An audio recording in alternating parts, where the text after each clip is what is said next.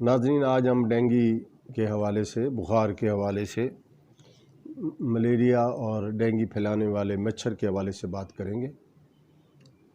یہ مچھر ایک ایسا انسیکٹ ہے، ایک ایسا کیڑا ہے، ایسا اڑنے والا کیڑا ہے، فلائی کرنے والا کیڑا ہے، جو دنیا کا خطرناک کیڑا ہے۔ یہ اب تک جتنی بھی مخلوق یہ اس طرح کی جو انفیکشن پھیلاتی ہے اور کام کرتی ہے، ان میں سب سے زیادہ خطرناک کیڑا ہے۔ یہ ملیریا پھیلاتا ہے، یلو فیور کرتا ہے، ڈینگی فیور اس سے ہوتا ہے، اور بھی چند فیور ایسے ہیں جو خطرناک ہیں، جو جان لیوا ہیں، اور جو ہم یہاں نہیں دیکھ پاتے۔ باہر کے ممالک میں، بہت ٹھنڈے ممالک میں، یا ایسے ممالک میں جہاں موسم ایک جیسا رہتا ہے، وہاں پہ ہوتا ہے، موجود ہوتا ہے۔ ڈینگی دراصل ایک ایسا مچھر جو ڈینگی پھیلاتا ہے۔ پہلے تو ہم مچھر کی طرف جاتے ہیں کہ یہ مچھر جو ہے، جس کا نام ہم کہتے ہیں کہ یہ ماسکیٹو ہے، یہ ایک اسپینش لفظ ہے، اڑنے والا کیڑا اس کے حوالے سے کہتے ہیں۔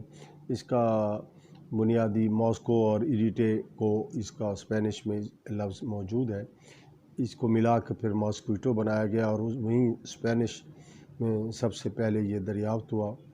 اس پر بہت سارے ریڈار ہوتے ہیں۔ آپ کو معلوم ہونا چاہیے، ہوگا بلکہ، کہ اس کی مثال اللہ تعالیٰ نے قرآن مجید میں بھی دی ہے، اور اللہ تعالیٰ نے فرمایا کہ میں مچھر کی مثال دینے سے نہیں گھبراتا، کیونکہ یہ میری مخلوق ہے، اور وغیرہ وغیرہ۔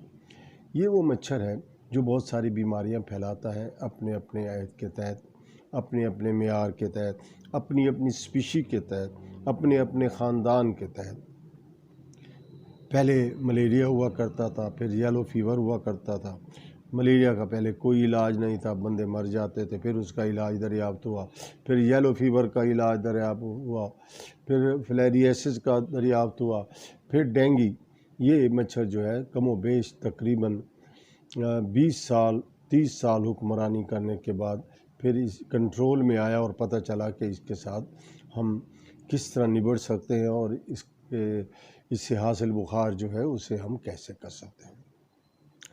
ملیریا بخار میں زیادہ تر سردی بھی لگتی ہے، زیادہ تر سر میں درد بھی ہوتا ہے، آنکھوں میں درد بھی ہوتا ہے، اور ریشز بھی ہوتے ہیں۔ اور اگر صحیح دوائی لے لی جائے تو آج کل اس سے موت نہیں ہوتی۔ اس کی ویکسین تو نہیں آئی، لیکن اس کا علاج معالجہ کرنے کے لیے جو ڈائگنوزس کا سینٹر ہے، وہ ہمارے پاس کٹیں موجود ہیں۔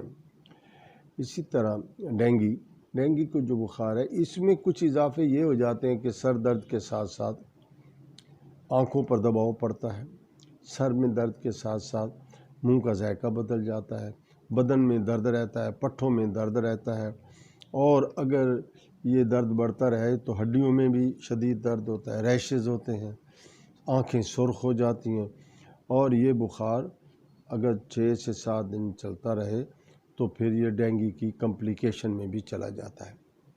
ڈینگی بخار دراصل ملیریا کی طرح ایڈیز ایک مچھر ہے، اس کے کاٹنے سے ہوتا ہے۔ یہ مچھر بڑا خوبصورت ہے، لائنیں سفید دار ہیں لیکن باقی سیاہ ہے، تو اس لیے دیکھنے میں یہ لگتا ہے سیاہ و سفید کا مالک ہے۔ اس کا جسم اللہ تعالیٰ نے بہت اچھا خوبصورت بنایا ہوا ہے، اور یہ جو ہے سر عام چلتا پھرتا بڑا نفیس مچھر ہے۔ یہ گندے پانی پر نہیں بیٹھتا، اور بامر مجبوری گندے پانی میں بیٹھنا پڑ جائے تو بیٹھ جاتا ہے، لیکن یہ نہیں بیٹھتا۔ یہ عموماً صبح کے وقت یہ اپنا کام کاج کرتا ہے، شام کے وقت اپنا کام کرتا ہے، رات کو اور دوپہر کو بڑے آرام سے آرام کرتا ہے۔ لیکن اس کا یہ مطلب نہیں کہ دوپہر کو یہ کام نہیں کر سکتا، رات کو یہ نہیں کاٹ سکتا، ایسی بات نہیں ہے۔ اگر اس کی طبیعت میں آئے، یا اس کو چھیڑ چھاڑ مل جائے، یا بدن ایسا اس کو مل جائے جس میں سے خوشبو آئے خون کی، تو اس کو کاٹتا ہے اور وہاں یہ پھیلاتا ہے۔ ہمارا ڈینگی کا جو مچھر ہے ایڈیز، یہ نفیس ہونے کے ساتھ ساتھ خوشنما تو ہے ہی ہے، لیکن اس کا جو میل مچھر ہے یعنی نر مچھر ہے، وہ جہاں جہاں اس کی مادہ جاتی ہے وہاں وہ شور بھی کرتا ہے۔ شور کرنے کا مقصد اصل میں وہ اپنی مادہ کو متوجہ کرتا ہے، لیکن ایک قسم کا باقی خلقت کے لیے ایک الارم بھی ہے کہ ہم آ گئے ہیں۔ مزیدار بات یہ ہے کہ اس کا نر مچھر بالکل اچھا ہے، یہ کسی کو تکلیف نہیں دیتا، یہ اگر کسی کو کاٹ بھی لے تو کاٹنے کی جسارت نہیں رکھتا، یہ صرف پل پیتا ہے، یعنی وہ مٹھاس جو پودوں پر ہے اور جو پھلوں پر ہے یا وہ جو درختوں پر ہے وہ ان کو چوستا ہے۔ چوستا اس طرح ہے کہ اس کی باڈی کی ساخت منہ میں نل نما ہے، جس سے یہ ڈرنک کرتا ہے۔ ڈرنک کرتا مطلب یہ ہے کہ پائپ کی شکل میں اس کے منہ کے اوپر ایک لگا ہوا ہے آلہ، جس سے یہ سک کرتا ہے اور پیتا ہے۔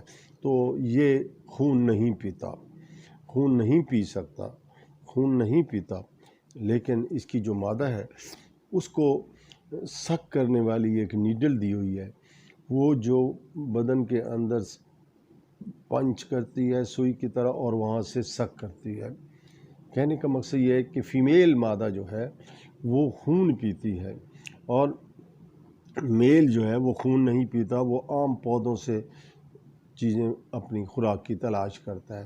کہنے کا مقصد یہ بھی ہوا کہ مادہ مچھر انسانوں کو اور جانوروں کو تو کاٹ سکتی ہے، اس کے ساتھ وہ دوسرے پودوں پر بھی جا سکتی ہے، لیکن جو نر مچھر ہے، میل مچھر ہے، وہ پودوں اور درختوں اور پھلوں کو مل مل کر اپنی خوراک طے کرتا ہے اور پیتا ہے اور کسی کے لیے ہارمفل نہیں ہوتا۔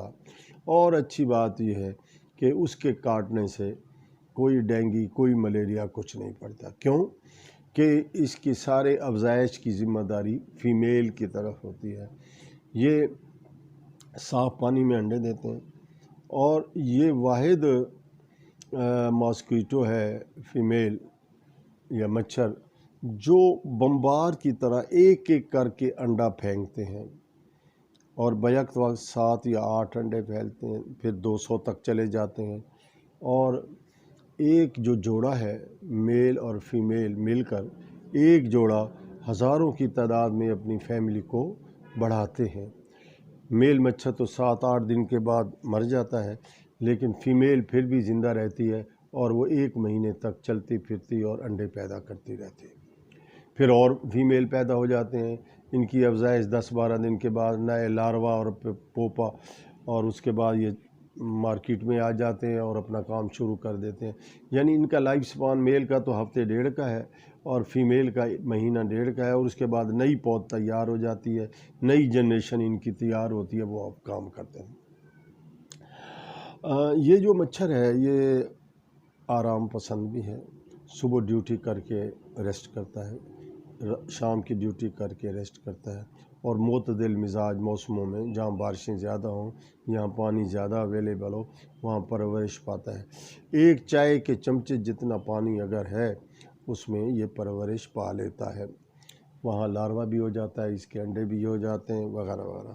اڑتے ہوئے یہ جو مچھر ہے انڈے دیتا ہے اور پانی پہ پھینکتا ہے اور وہ بڑی تیزی سے، لیکن اگر وہ پانی چلنے پھرنے والا ہے، ندی میں چل رہا ہے، دریا میں چل رہا ہے، ندی نالے جو بہتے ہیں ان میں چل رہا ہے، یا ہمارے ہاں کوئی نالیاں شالیاں ہیں وہاں چل رہا ہے، تو پھر یہ انڈا وہاں ریسٹ نہیں کر سکتا، مر جاتا ہے۔ اگر یہ پانی کھڑا رہے، رکا رہے، تو پھر وہاں انڈے لاروا بن کے باہر نکلتے ہیں اور ایسا ایسا مچھر کی صورت میں خیال ہے۔ یہ تو ہم نے اس کی پرورش کا سبب بتا دیا، اور یہ بھی کہا کہ یہ جو فیمیل ہے وہ اس کے کاٹنے کا سبب بنتی ہے۔ وہ پانی کیوں پیتی نہیں اتنا، وہ بلڈ کیوں پیتی ہے، اس کی وجہ یہ ہے کہ انڈوں کی پرورش کے لیے پروٹین کی ضرورت ہوتی ہے، اور وہ پروٹین اس کو فوری طور پر صرف بلڈ سے ملتی ہے۔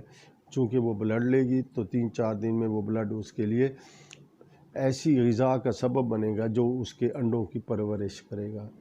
ایک دفعہ ایک فیمیل مچھر کو یہ ڈینگی والے جراثیم لگ گئے، کسی ڈینگی والے کو کاٹ کر وہ آئی تو اس کے اندر پرورش پا گئی، وہ ہمیشہ اس میں رہتے ہیں، لیکن فیمیل کو کوئی نقصان نہیں پہنچاتے، وہ پھر ویکٹر اگلے انسان کو، یعنی انفیکٹڈ انسان سے وہ بلڈ لیتی ہے، اپنے اندر پرورش پاتی ہے، اور پھر وہ پوری باڈی میں جب اس کے پھیل جاتا ہے تو اس کے سلائیوا کے ذریعے ہمارے بدن میں آتا ہے۔ یوں یہ خون کو چوس کر اپنے سلائیوا، اپنی تھوک کے لیے دوبارہ جب انجیکٹ کرتی ہے تو اچھے بھلے انسان کو جس میں ڈینگی نہیں ہوتا ان میں انجیکٹ کر دیتی ہے اور وہاں پھیلنا شروع ہو جاتا ہے۔ 3 یا 4 دن کے بعد توڑ پھوڑ کا عمل شروع ہو جاتا ہے، یہ پرورش پاتا ہے اور ہمیں محسوس ہوتا ہے کہ میرے سر میں درد ہے، آنکھوں میں درد ہے، آنکھوں کے ڈیلوں میں درد ہے، پٹھوں میں درد ہے، ہڈیوں میں درد ہے، پیٹ میں درد ہے، کھانے کا سسٹم خراب ہو گیا، الٹیاں آنے لگ گئی ہیں اور ریشز ہونے لگے ہیں، آنکھوں کے اندر جلن ہو گئی ہے، سرخ پن ہو گیا۔ یہ 6-7 علامتیں جب آ جائیں تو آپ کو کیئر کرنی چاہیے، آپ اپنے معالج کے پاس پہنچیں، قریبی جو ہے سرکاری ہسپتال وہاں پہنچیں، کسی مستند معالج کے پاس پہنچیں، وہ وہاں ٹیسٹ کریں گے اور پتہ چل جائے گا کہ کیا وجہ ہے۔ ڈیٹیل میں ہم ڈاکٹر کی ڈیٹیل میں اس لیے نہیں جاتے، وہ لمبا چیپٹر ہے۔ بات یہ ہے کہ شروع میں اگر بخار ہے وہ آپ کے LFT RFTs اور چھوٹے چھوٹے ٹیسٹ کریں گے، ان میں دیکھیں گے کہیں خرابی تو نہیں، پھر وہ آپ کو آبزرویشن کے لیے رکھیں گے۔ آبزرویشن میں رکھنے کے بعد جب وہ دیکھیں گے کہ کوئی خرابی نہیں ہو رہی تو وہ پھر آپ کو روانہ کر دیں گے اور کہیں گے گھر جا کر آرام کریں۔ شروع میں ہلکا بخار ہے، اگر آپ نے آرام کیا پہلی سٹیج ٹھیک ہو جائے گا۔ دوسری خرابی یہ ہو سکتی ہے کہ اندر ہیمریجک، یعنی اندر خون کی نالیوں کی توڑ پھوڑ شروع ہو جائے گی۔ وہ جب آپ دیکھیں گے کہ منہ میں خون آ رہا ہے یا اتنی سستی ہو گئی ہے کہ سر غنودگی کی طرف جا رہا ہے تو وہ ڈاکٹر پھر اس کو ڈائگنوز کرتا ہے، پھر اس کا پراپر علاج ہے، وہ بھی ٹریٹمنٹ ہے۔ لیکن اگر بہت زیادہ ہیمریجک یعنی بدن پر دراڑیں آ رہی ہیں، ہلکی ہلکی خون بہہ رہا ہے، تو پھر ضرورت اس امر کی ہے کہ ہسپتال میں داخل کیا جائے۔ اب ڈینگی اتنا خطرناک نہیں ہے لیکن پھر بھی خطرناک ہے، اگر آپ علاج نہیں کریں گے تو ڈینگی بہت خطرناک ہو جائے گا، اگر علاج کریں گے، احتیاط کریں گے تو ڈینگی کچھ نہیں کر سکتا۔ ڈینگی کے علاج سے بہتر اس سے پرہیز ضروری ہے، یعنی آپ کے اندر ڈینگی والا جراثیم ہی نہ آئے، یعنی آپ کے اندر، آپ کے معاشرے میں، آپ کے گھر میں، آپ کے اندر کوئی ڈینگی کا مچھر آئے ہی نہ۔ اگر یہ آتا ہے تو وہ ڈینگی پھیلا کر جائے گا۔ کہاں کہاں ہو سکتا ہے ڈینگی؟ ڈینگی آپ کے گھر میں کھلے پانی میں ہو سکتا ہے، جہاں بھی ایک چمچہ پانی کا رہ سکتا ہے وہاں یہ ڈینگی پرورش پا سکتا ہے، گملوں میں، پانی کے گلاس میں، اور یہ ہے کہ جہاں آپ کے ٹائر ہیں، بارش کہیں رکتی، یہ درخت کے اوپر ایک پتا ہے اور اس کے اوپر اگر ایک چمچے جتنا پانی رہ گیا ہے وہاں درخت کی چھال کے اندر وہاں بھی رہ سکتا ہے، تو یہ اس میں بنیادی طور پر بندے کو پیاس بھی لگتی ہے اور بدن کے جو افعال ہیں وہ ڈسٹرب بھی ہو سکتے ہیں، ان میں بھی خرابی ہو سکتی ہے۔ یہ کام ڈاکٹر کا ہے، وہ آپ کو کس طرح ٹریٹ کرتا ہے، لیکن آپ نے وقت ضائع نہیں کرنا، آپ نے ٹھیک ٹائم پر علاج کیا شروع کرنا ہے، ورنہ آپ کو ہائپو ٹینشن بھی ہو سکتی ہے، آپ کو پھیپھڑوں میں پانی بھی ہو سکتا ہے، جو ہارٹ کی رفتار ہے وہ بھی سلو ہو سکتی ہے، خارش بھی ہو سکتی ہے، جھٹکے بھی لگ سکتے ہیں، پیشاب بھی کم آ سکتا ہے، پیشاب سرخ آ سکتا ہے۔ اچھا ایک کام آپ نے یہ کرنا ہے، اچھا ماؤتھ سے بلیڈنگ، منہ سے بلیڈنگ، گم سے بلیڈنگ بھی آ سکتی ہے، یہ بگڑنے والی صورتحال ہے، لیکن اس تمام صورتحال میں اگر ڈینگی آپ کو محسوس پتہ چل گیا، ڈائگنوز ہو گیا، ڈاکٹر نے ایڈوائز کر دی تو آپ نے پیراسیٹامول کے علاوہ اور کوئی دوائی نہیں کھانی، یہ ایسپرین ڈسپرین نہیں کھانی، پونسٹان نہیں کھانی، یہ بلیڈنگ کو بڑھا دیتے ہیں۔ یہ دوائیاں بہت اچھی ہیں لیکن بغیر ڈاکٹری نسخے کے استعمال نہ کریں۔ ڈینگی میں تو کنٹرا انڈیکیٹڈ ہے، اس میں تو آپ کو بالکل کسی قسم کی بد احتیاطی نہیں کرنی چاہیے۔ اس سے بچنے کے لیے ضروری ہے کہ اپنے ارد گرد کے ماحول کو صاف رکھیں۔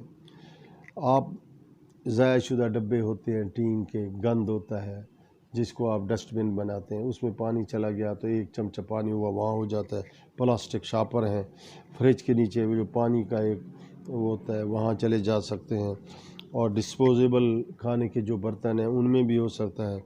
اور منی پلانٹ جو ہم لگاتے ہیں چھوٹے گھر میں، ان میں پانی دیتے ہیں، ان میں اس کی وجہ سے بھی ہو سکتا ہے۔ تو پھولوں کی بوتلوں میں بھی پانی ہو سکتا ہے، گلدان میں بھی ہو سکتا ہے، گلموں کے نیچے بھی رہ سکتا ہے۔